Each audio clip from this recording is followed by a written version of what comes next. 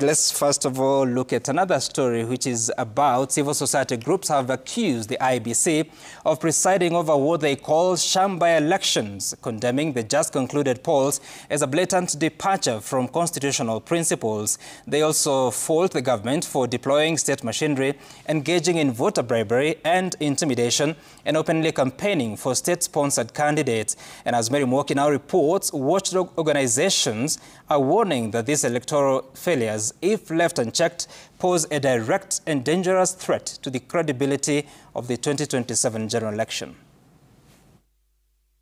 The IEBC was the subject of a blistering indictment as 4 leading civil society organizations accused the polls agency of failing its most basic mandate, delivering free, fair and credible elections. Instead, they say the by-elections morphed into a theater of state-sponsored manipulation, intimidation and open bribery.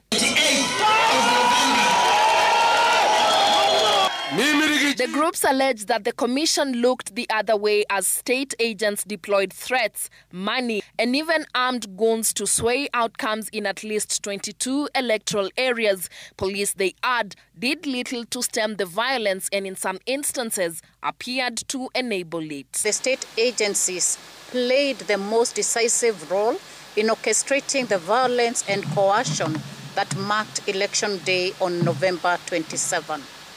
These by-elections were almost marked by violence and intimidation across multiple constituencies. One area chief in Malaba summoned women's group and youth leaders and warned them that voting for an opposition candidate would invite trouble from Nairobi. The cue was taken from Cabinet Secretary Musalia Mudavadi and the National Assembly Speaker Moses Wetangula. Most alarming finding is the involvement of the Interior Minister in subverting the will of the people. The civil watchdogs say election observers were blocked from accessing polling stations, while ruling party agents were allowed unfettered access. They accuse some senior government officials of intimidating voters and agents at polling stations. Bribery emerged as the state's most organized tactic. In virtually all 22 electoral areas, cash handouts were openly distributed during the campaign period by individuals identified by residents as state and county officials using government vehicles. We observed extensive misuse of public resources to benefit ruling party candidates.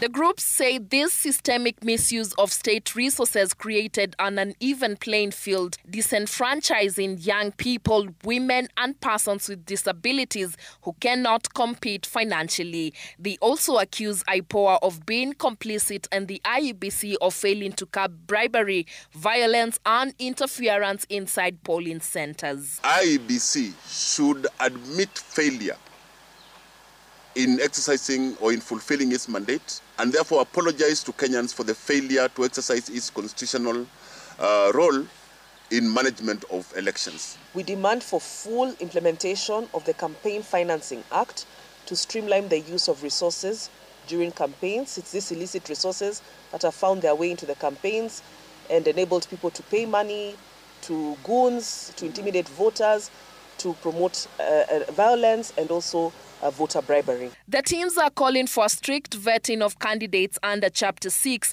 and immediate IPOA probe into police misconduct. They warn that unless urgent steps are taken, Kenya risks walking into the 2027 general election with a compromised electoral system.